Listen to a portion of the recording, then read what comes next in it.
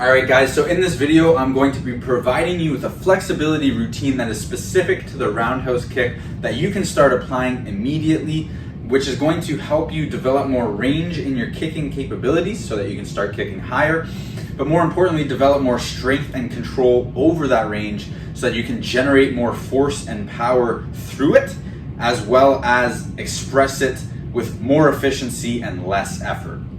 So without further ado, let me take you through the routine that's going to help you build the length and strength that is required to allow you to develop stronger and higher roundhouse kicks. All you're going to need for this is a chair. It's going to be 4 exercises, and I will write out a written recommended prescription in the description of this video.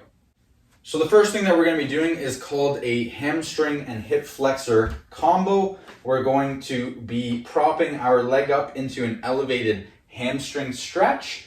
Ideally, we're going to want the foot in alignment with the hip at hip height, but if you're really at a regressed level, you can use either the seat of the chair or something around that height to work at a lower height, which is going to require less flexibility. And all we're going to be doing is leaning forwards into that stretch for 60 to 90 seconds, depending on your level, and aiming to just find the best stretch, stay passive, keep the muscles nice and relaxed, and you don't want to be pushing right into your end range right away. You just want to start in a reasonably comfortable range, focus on your breathing, more specifically taking nice long breaths out.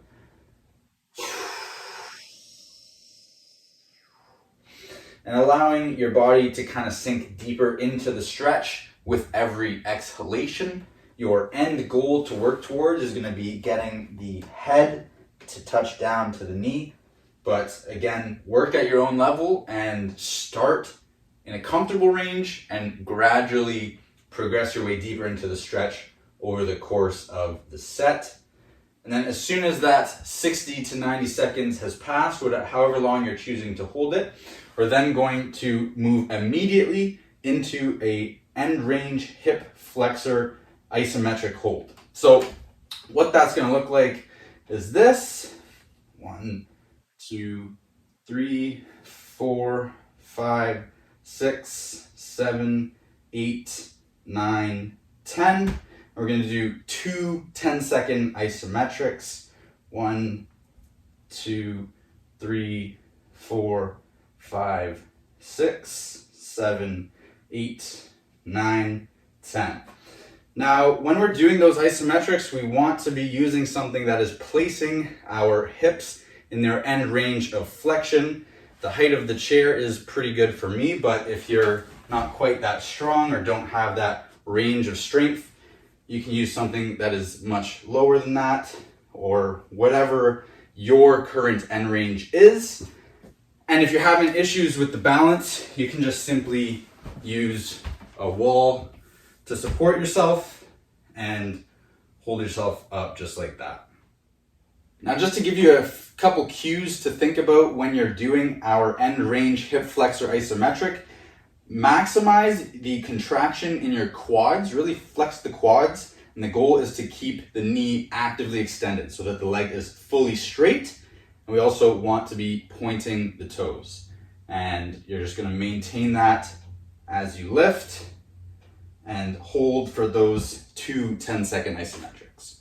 So once you've completed that prescription on both sides, we're going to move on to the next exercise, which is going to be very similar but different. We're going to be doing an inner hamstring and hip abduction combo. So you're going to want to set your leg up off to the side laterally on that chair. And what we're going to do is the same prescription, so 60 to 90 seconds in the stretch. And we're just going to lean down as far as we can. The end goal is to get your palms nice and flat on the floor. But in the meantime, you can use yoga blocks or something to prop yourself up and place your hands on at whatever height, whatever level you're at. We're just gonna apply the same concept. We're just starting at a comfortable range and gradually working our way deeper into it, focusing on our breathing and more specifically our exhalations. Once we've completed the stretch, we're going to move immediately into the end range contraction of our hip abductors now.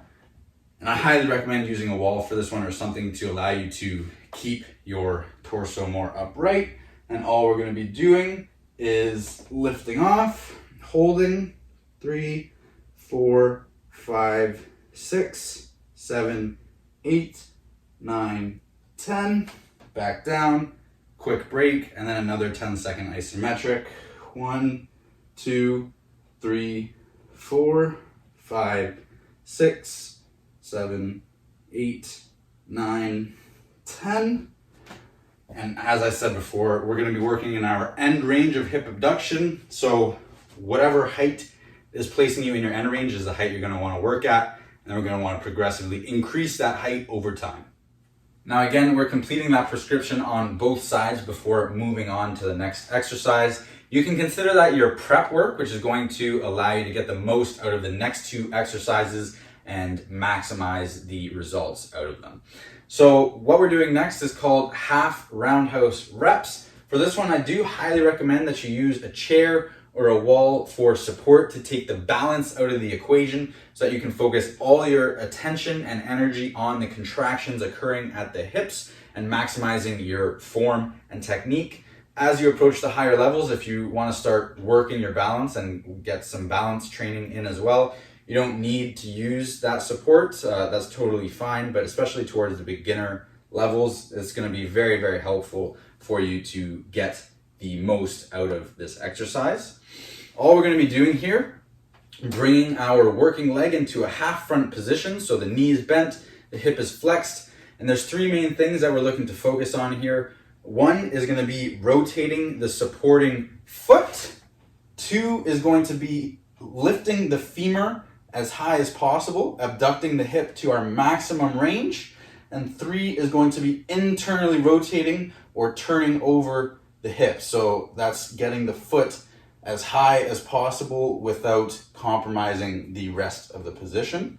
And we're just going to move to this position and back, and we're going to move through that for reps. So it'll look something like this.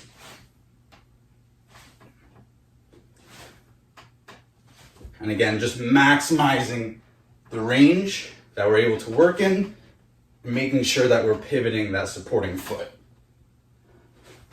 So we're going to go through that for about 10 to 15 reps. So once you've completed the half roundhouse reps on both sides, we're going to move to end range full roundhouse reps. And so what that is going to look like is we're going to need a chair or something of that nature to use as support for this, again for the same reasons I just mentioned to you. And we're going to assume the same end range position that we were just working in, except from here we're extending the knee, working through as much range as possible and back down, leaving the femur in that same position and just flexing and extending the knee, fighting for as much range as possible, holding that end range extension for a 3 count and coming back. 1, 2, 3. 1, 2, 3. And again, just fighting to get the leg as high as possible so that we're targeting that end range strength. We're going to repeat that for 10 to 15 reps with a 3-second hold on both sides. And depending on the application that you're using this for, you can repeat those last 2 exercises as a superset for 3 to 5 rounds if you're going for strength gains and using it to develop more strength and flexibility overall, which I do recommend doing. But it can also be used as a warm-up where you just go through each exercise 1 time and you should be ready to get the most out of your sparring or technical training.